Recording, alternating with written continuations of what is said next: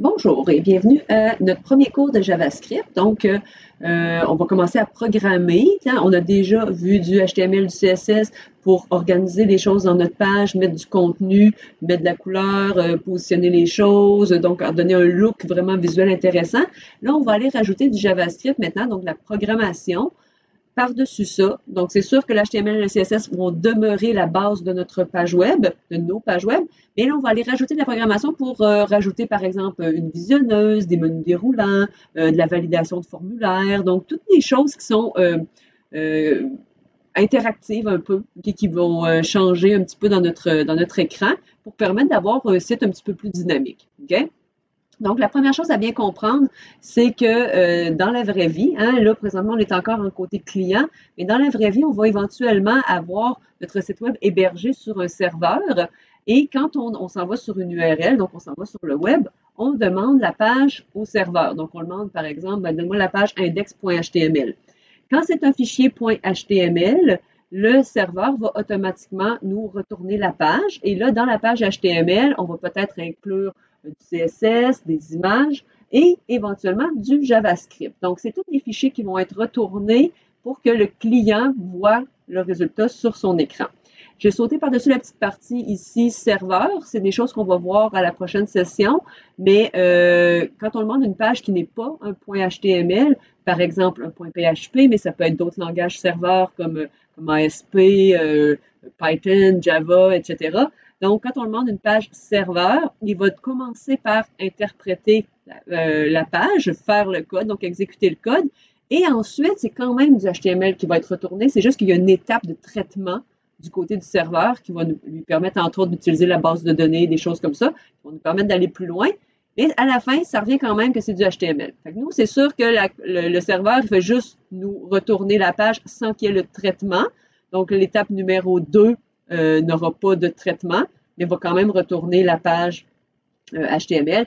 Et comme je disais tantôt, le CSS qui va avec, les images qui sont aussi incluses dans la page et le JavaScript. Donc, ça, c'est la nouveauté là, de ce côté-là. Fait qu'on va aller regarder dans le code qu'est-ce qu'on est capable de faire avec ça. Donc, ici, j'ai commencé à me faire un petit dossier que j'ai appelé démo intro JS. J'ai fait des dossiers vides, CSS, images et JS, juste pour qu'on garde l'habitude d'avoir notre structure habituelle, mais je ne me servirai pas pour l'instant de CSS et images. Je me suis fait un dossier JS qui est vide pour l'instant, comme les autres, puis un fichier index qui est vide aussi. C'est vraiment juste pour avoir là, un gabarit de départ. Fait que je vais ouvrir ça dans VS Code. Et là, on va aller commencer, entre autres, notre fichier HTML. Donc, je vais aller faire comme d'habitude, générer mon gabarit et aller m'indiquer que je veux avoir du JavaScript. Fait que ça va être la nouveauté. Là, je vais marquer, par exemple, JS, on va dire. Et je vais ajouter de la même façon que j'ajouterais du CSS, puis là, normalement, j'en mettrais aussi parce que mon site a du CSS, c'est certain.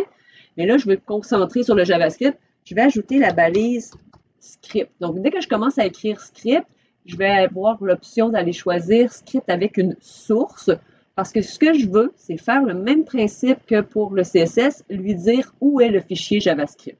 Okay? C'est possible d'écrire du JavaScript directement ici à l'intérieur de la balise script, mais c'est pas une bonne pratique. Okay? Donc, on fera pas ça. Un peu pareil comme le CSS, je ne voulais même pas montrer la façon, comme si on veut, mauvaise de faire avec du inline. Donc, on va y aller vraiment avec un fichier externe. Fait que je sais qu'il est dans le dossier JS et là, je n'ai pas d'autocomplétion parce que je n'ai pas encore créé mon fichier. Si je regarde ici, là, il est vide ce dossier-là. Si j'allais, par exemple, me faire un nouveau fichier que je pourrais appeler, je ne sais pas, je vais l'appeler démo.js pour l'instant, okay, parce que ça ne fait pas grand-chose de précis. Si je reviens ici avec mon autocomplétion, j'ai maintenant, oups, excusez, je suis allé un petit peu trop vite. Donc, j'ai maintenant le fichier démo.js que je peux aller chercher. Donc, c'est vraiment la façon d'inclure du JavaScript sur une page. Donc, on reconnaît un peu la façon qu'on incluait du CSS, sauf que là, au lieu d'être link, c'est script. Puis pour le reste, on fait juste dire c'est où et c'est tout. Ben, c'est tout. il y a des petites particularités. C'est sûr que là, je l'ai mis dans le head. On peut jouer et prendre cette balise-là et la mettre à différents endroits. Fait qu'on est un petit peu moins limité que quand on était avec le CSS. Par contre, c'est sûr que de l'avoir dans le head, c'est quand même beaucoup plus pratique. Mais ça a un côté négatif. OK, j'allais dire encore par contre, ça a un côté négatif, c'est que c'est pendant que ça va charger le JavaScript, le reste de la page ne se charge pas. OK, par défaut. Donc, ça va être bloquant qu'on appelle. Et c'est pas très intéressant, ça. Donc, par le passé, on prenait notre script et on mettait ça à la fin du body, question que ça puisse charger le HTML en premier, parce que tout ce qui est à l'intérieur de mon body se chargerait, et mon script à la toute fin, parce que le JavaScript, c'est pas visuel, hein? Ben, beaucoup moins en fait que le HTML et le CSS, donc c'est pas important que ça soit chargé au début. Ce qui est important, c'est qu'à un moment donné, quand le visuel va être là, que le JavaScript soit là aussi. Donc, à la place de le déplacer, parce que c'est quand même un petit peu tannant de ne pas savoir il est où, puis de le chercher partout dans notre page, c'est mieux de le laisser dans le head. On va aller rajouter le mot defer pour dire de faire ça en différé. Okay? Donc, le chargement va partir, mais le chargement du HTML va continuer pendant que le JavaScript va se charger. Fait qu'il n'y aura pas de côté bloquant. Fait que c'est l'idéal. Je le laisse en haut. Fait que comme ça, je ne le cherche pas partout. Il est avec le reste, mais en même temps, il n'est pas bloquant. Fait qu'un petit defer de plus, c'est pas bien cher payé, puisqu'on peut se le permettre maintenant. Bon, là ensuite, c'est sûr que dans ma page, je vais avoir des choses habituelles. Là, je ne ferai pas toute une structure de page complète, OK, avec header, nav, etc. Là, j'y vais avec un exemple très, très simple.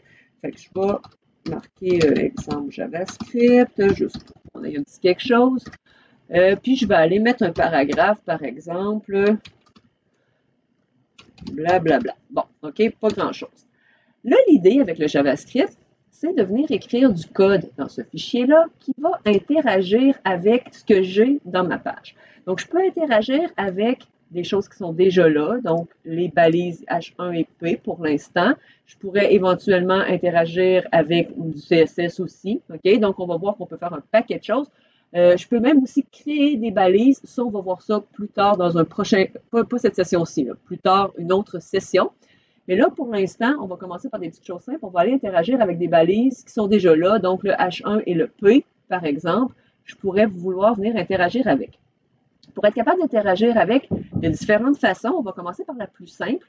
Puis, éventuellement, à travers les cours, on va évoluer vers des façons un petit peu plus complexes, mais plus souples, des fois, qui vont nous permettre des petites choses spéciales. Mais là, on va y aller avec des petites choses de base pour avoir, là, bien mettre nos bases. OK? Bien avoir nos concepts de base avant d'embarquer dans plein de façons différentes de faire les choses. Donc, pour être capable de facilement accéder, par exemple, au P, mais ça pourrait être au H1 aussi, je vais aller lui ajouter un ID. Donc, on connaît déjà le ID, on s'en sert entre autres pour le CSS, on s'en est servi aussi dans les formulaires. Donc, c'est pas une balise, mais une propriété qu'on connaît bien. Et là, troisième utilité, en plus du CSS puis en plus des formulaires, je me sers aussi du ID pour utiliser mon JavaScript plus facilement. Ce n'est pas la seule façon, comme je vous dis, mais c'est la première façon qu'on va apprendre parce que c'est la plus simple.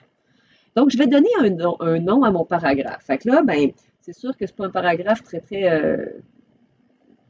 disons, en tout cas, il n'y a pas grand-chose dedans, blablabla, mais disons que ce serait une description. Okay? On va y aller avec, par exemple, description.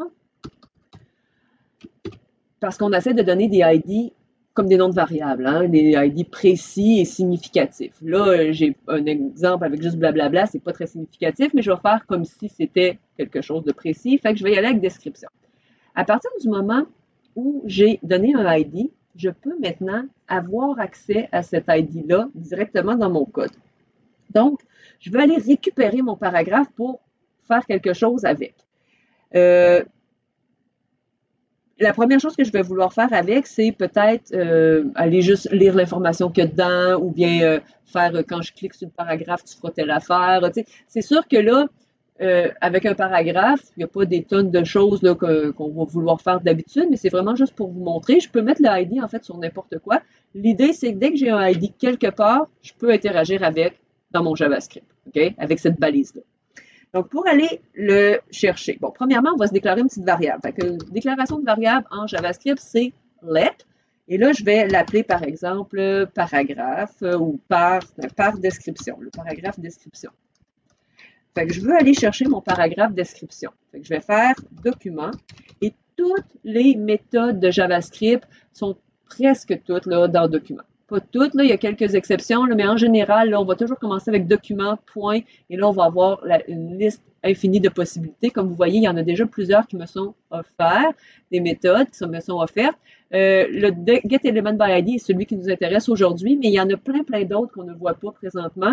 Et que si je commençais à écrire get, bien, je verrais que, oh, OK, il n'y a pas juste getElementById, il y en a un paquet d'autres. OK? Il y a une étoile vis-à-vis le ById parce qu'il est utilisé plus souvent. C'est d'ailleurs pour ça qu'on commence par celui-là, c'est le plus facile de la gang aussi. Mais on va en voir quelques autres aussi là, à travers les cours cette session-ci. Donc, getElementById, et là, justement, ce que ça dit, c'est va chercher l'élément par son ID.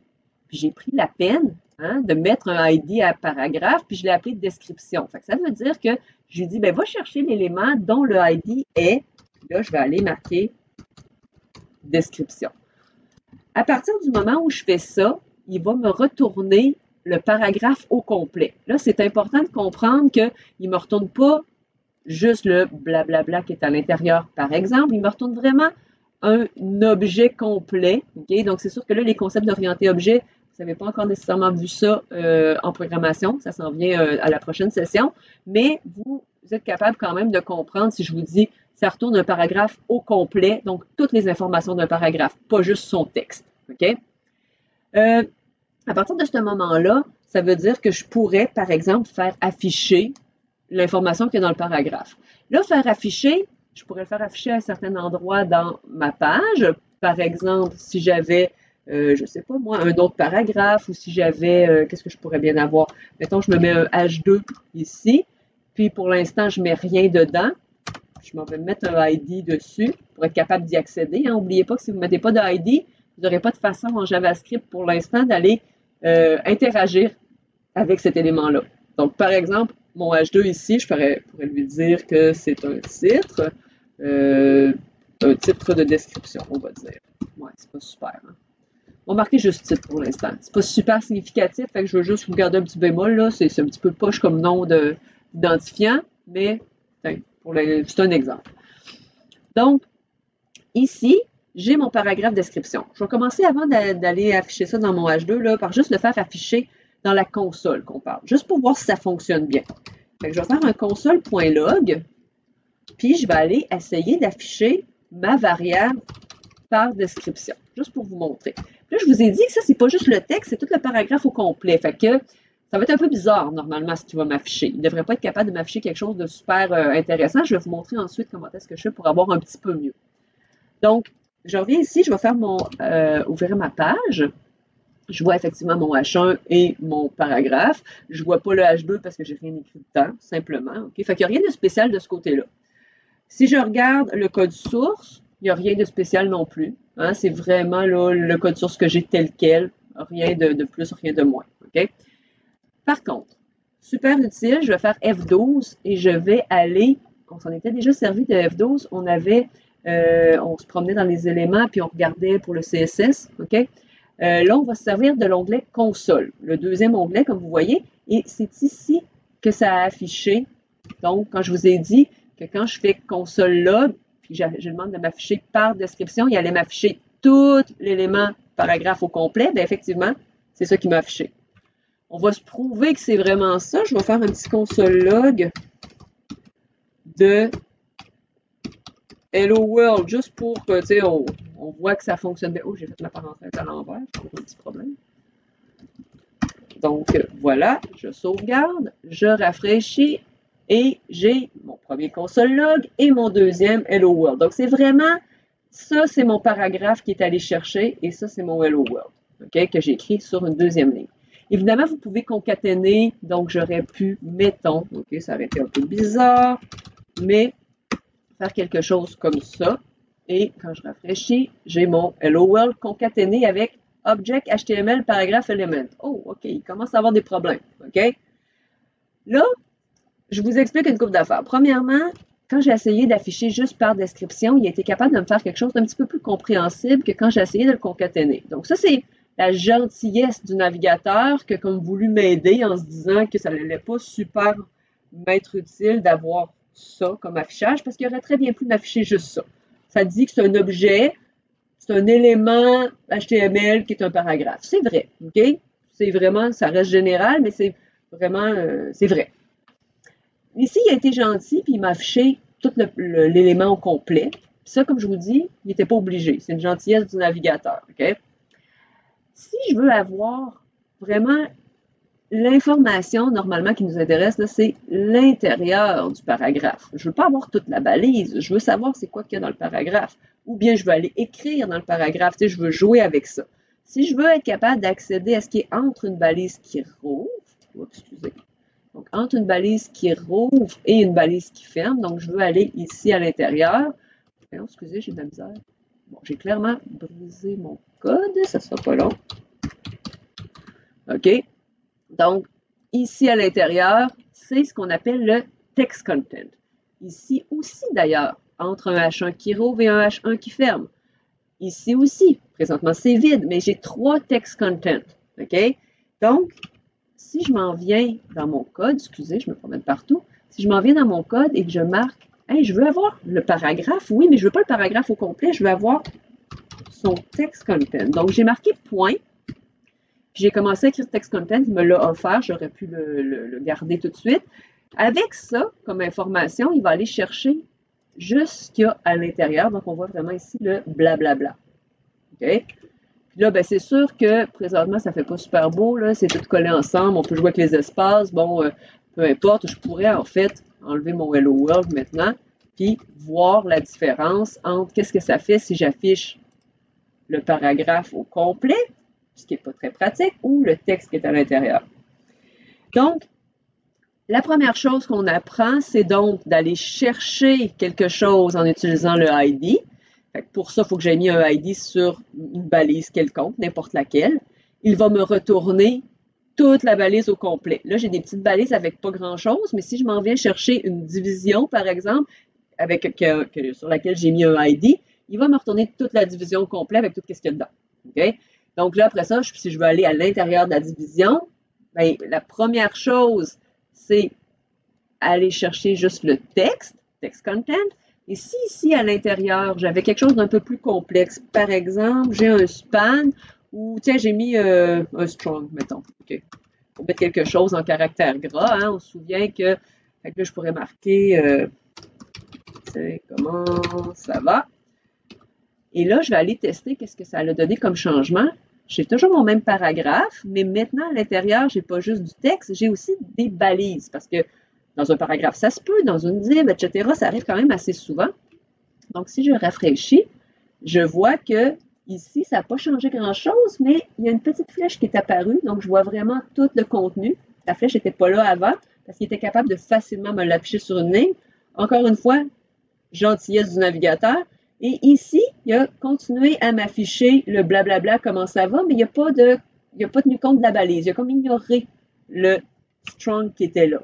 Pourtant, j'y ai dit, donne-moi tout ce qu'il y a à l'intérieur.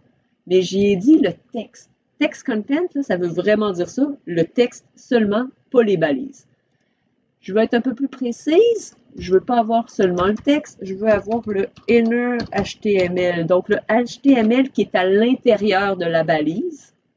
Et là, ça va me donner avec la balise strong. OK? Donc, déjà, 2 petites propriétés sur lesquelles je peux jouer. Text content, inner HTML. Est-ce que je veux ou pas jouer avec des balises? Je veux juste les ignorer puis garder le texte. Donc, les deux sont possibles. C'est sûr que ça fonctionne quand j'ai des balises qui ont une ouverture et une fermeture. Par exemple, ça ne fonctionnerait pas sur une image. Parce qu'une image est auto-fermante. Hein? On sait qu'il n'y a pas de balise de fermeture pour l'image, donc ça ne fonctionnerait pas d'aller chercher le text content d'une image. Mais ça marche sur la plupart des balises. Fait que je dirais, le input ne fonctionne pas, l'image ne fonctionne pas, sinon, ben, c'est sûr qu'un BR, mais c'est pas vraiment, c'est une vraie balise, là, mais c'est pas une vraie balise. Fait que la plupart des balises, ça va fonctionner, ce genre de choses-là. Donc, text content ou inner HTML. Bon, si on a d'autres sortes de balises, comme par exemple une balise IMG, mais elle a déjà des attributs. Hein. Elle a l'attribut, par exemple, SRC pour la source, l'attribut ALT pour le texte alternatif. Donc, on pourrait faire, si l'élément qu'on est allé chercher avec le getElementById est une image. Donc, on a mis un ID, par exemple, sur l'image. On est allé la chercher. Je peux ensuite faire .src pour avoir sa source, .alt pour avoir son texte. Même chose pour un A. Je pourrais faire .href pour aller chercher c'est quoi l'adresse qui est dans le href. Si j'ai un input, je peux aller chercher son name, je peux aller chercher son value, si on en a mis un, c'est une valeur par défaut. Donc, le texte qui est à l'intérieur du input, en fait. On peut aller chercher un paquet de trucs. Je pourrais aller chercher, mettons que j'ai une liste un select, je pourrais aller chercher la grandeur du select, combien j'ai mis d'items. Donc, les propriétés, donc les attributs qu'on peut aller chercher lorsqu'on fait getElementById sur un élément, mais ça va dépendre de c'est quoi le type de l'élément que je suis allé chercher. Ça me l'affichait tantôt quand j'étais dans la console que le par description, c'était un paragraphe, c'était un HTML paragraph element. Ça me l'indiquait. Si j'étais allé chercher un input, ça serait marqué que c'est un input element. Et avec un input, je peux aller chercher d'autres choses. Je ne peux pas faire .inner.html parce que c'est pas logique sur un input, mais sur un input, je peux faire autre chose. Sur une image, comme je vous dis, je peux faire autre chose. Sur un A, donc ça dépend de la situation. Et le HTML et text content sont ceux qu'on peut utiliser le plus souvent parce que presque tous les éléments, donc presque toutes les balises, ont un texte entre la balise qui ouvre et celle qui ferme. Mais il y a du cas par cas pour les autres choses. Là, maintenant, qu'est-ce que je pourrais avoir envie de faire? Ça serait de peut-être faire qu'il se passe quelque chose au moment où je clique sur le paragraphe. Je ne veux pas que ça affiche tout de suite. Je ne veux pas que ce code-là se fasse tout de suite. Je voudrais comme le mettre seulement lorsque je clique. Donc ça, pour rajouter les événements, parce que souvent en JavaScript, ça va être suite à un événement, il va se passer quelque chose. Okay? C'est bien rare que c'est tout de suite à l'affichage de la page qu'il se passe quelque chose.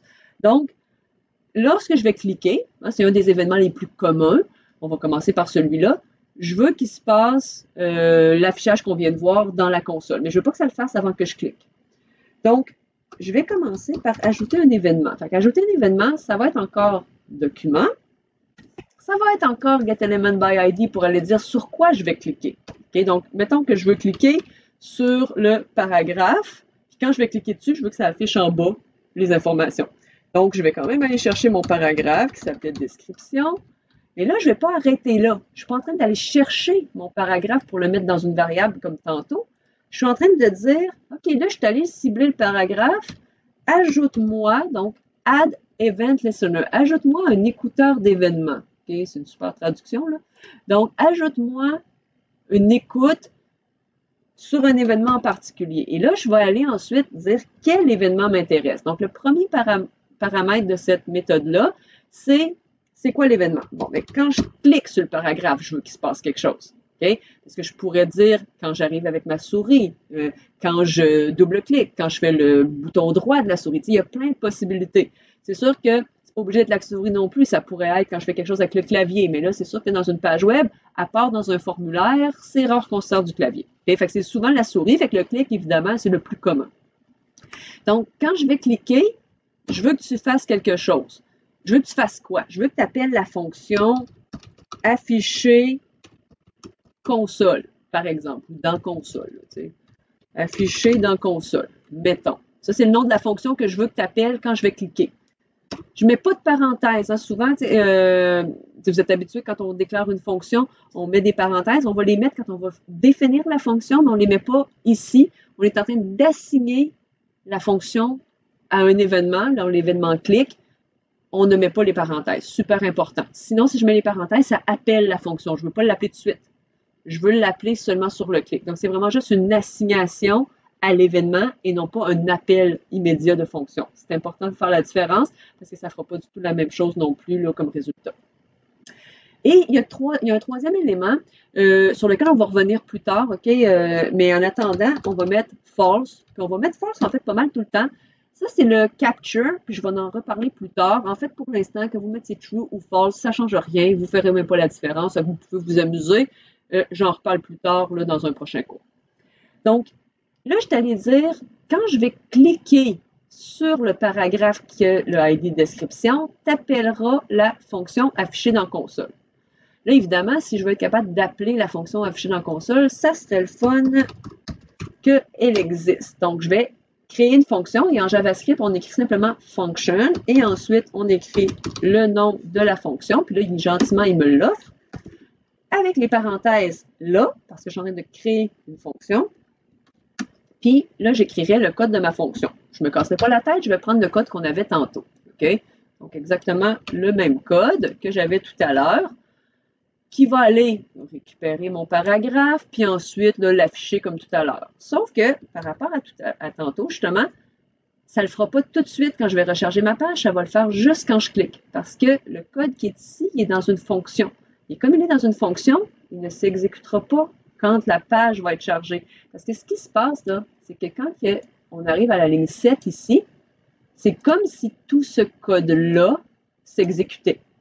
Comme un main, si on veut. Fait que ça va exécuter la ligne 2 parce qu'elle n'est pas dans une fonction. Ça va créer la fonction, elle va être prête à l'utilisation, mais ça ne l'appellera pas. Ça va être appelé lors du clic.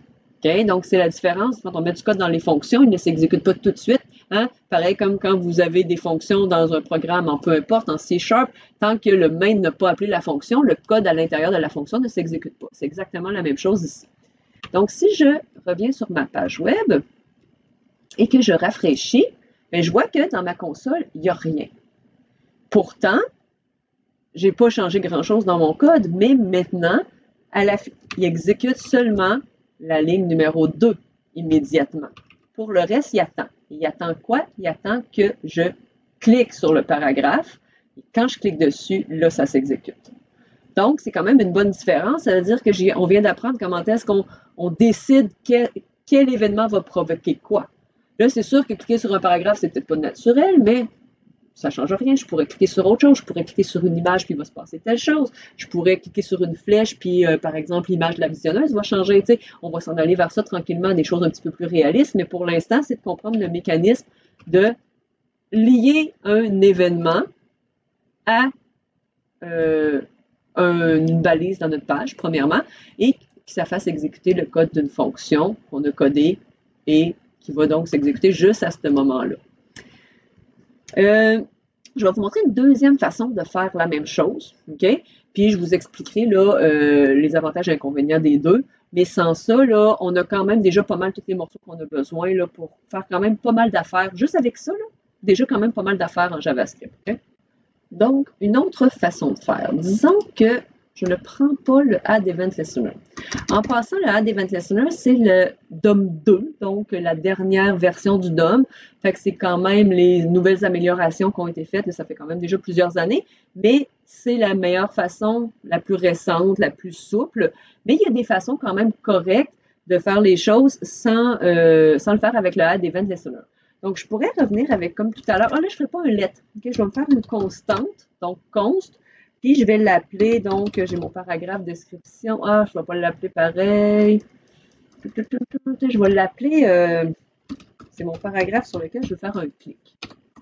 Donc, je vais y aller comme ça, paragraphe clic. Donc, c'est le même paragraphe qu'ici, OK? Sauf qu'on n'oublie pas que le code qui est à l'extérieur de la fonction va s'exécuter bien avant. Donc, ce que je veux faire, c'est au lieu d'aller faire le Add Event Listener tout de suite, je vais aller chercher mon paragraphe et je vais dire à ce paragraphe-là, quand je vais cliquer, donc on click, là c'est un peu spécial parce que tantôt j'avais juste click. Quand tu fais des Add Event Listener, c'est vraiment juste le verbe, donc click, mouse over, mouse out, submit, change, blur, etc. Quand je le fais de cette façon-là, qui est la façon avant le DOM 2, donc façon DOM 0, c'est avec le on en avant. Donc, il y a une petite différence, il ne faut juste pas se mêler, parce que ça ne fonctionne pas là, si on les inverse. Okay? Si je mets le on à l'intérieur du Add Event Listener, ça ne fonctionnera pas. Et si je ne mets pas le on ici, ça ne fonctionnera pas non plus. Donc, ce que je veux faire, c'est dire, ben, quand je vais cliquer sur ce paragraphe-là, qui est une constante, mais ça, il aurait pu ne pas être constant, c'est juste c'est plus logique de dire, ben, je ne suis pas en train de le modifier, là, je veux juste cliquer dessus.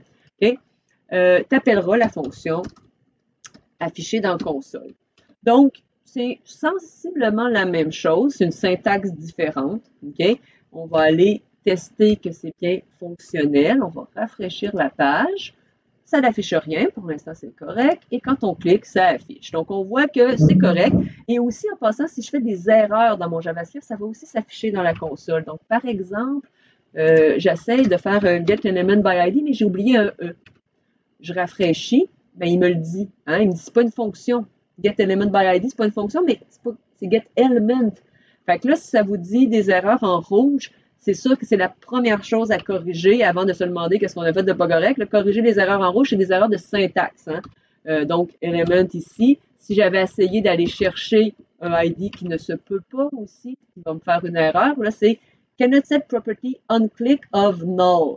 Il me le fait l'erreur à la ligne 4. Alors, regardez au bout à droite, là, ça vous dit dans quel fichier, à quelle ligne a lieu l'erreur.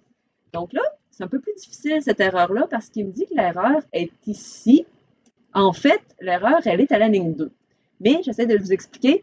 Il me dit, je ne suis pas capable de faire un on-click sur nul. Okay? C'est ça qu'il me dit. Okay? Cannot set property on-click of null. Je ne peux pas mettre on-click sur quelque chose qui est nul. Donc, il me dit en fait que par clic est nul.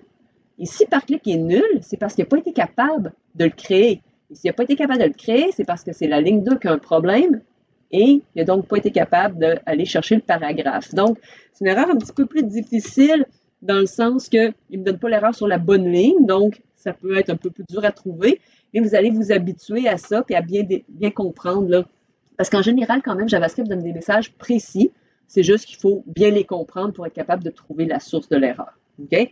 Donc, on corrige toujours nos erreurs en premier quand il n'y a plus d'erreur et là, on peut ensuite tester notre page. Et ça se peut que si l'erreur est dans la fonction, bien, le message va apparaître juste quand je clique. Il y a d'autres erreurs qui pourraient apparaître. Okay? Donc, c'est deux façons de faire. Celle-là est un petit peu plus ancienne, un petit peu moins souple parce que si je voulais mettre deux fonctions, par exemple, sur le clic du paragraphe, je ne pourrais pas parce que la deuxième annulerait la première. Donc, avec le add event listener, ça le dit avec le mot add, hein, ça ajoute. Fait que je pourrais faire un add de plusieurs fonctions sur le même élément avec le même événement, puis ça fonctionnerait. Donc, on peut jouer avec les deux. Ce que vous ne devez absolument pas faire, puis je l'ai mis dans les diapos, c'est de mettre du on-click dans le HTML. Dans le HTML, là, la seule ligne qui a rapport avec le JavaScript, c'est la ligne script. Le reste, oui, j'ai mis mon ID parce que j'en ai besoin dans mon JavaScript, mais c'est quelque chose purement HTML quand même. On l'avait déjà vu avant avec d'autres utilisations, mais je n'ai pas été mettre aucune chose qui est en lien que du code de JavaScript. Fait que je ne veux absolument pas voir de on-click ou de trucs comme ça à l'intérieur du HTML. Je vous le dis parce que vous allez tomber sur des exemples sur Internet qui sont comme ça et c'est vraiment mal et ça date d'il y a plus que 15 ans qu'on ne fait plus ça. OK? Fait que faites juste attention quand vous prenez des affaires sur Internet, là, que ça soit à jour. Fait que sinon, les deux méthodes sont acceptées, le Add Event Listener ou celle-là.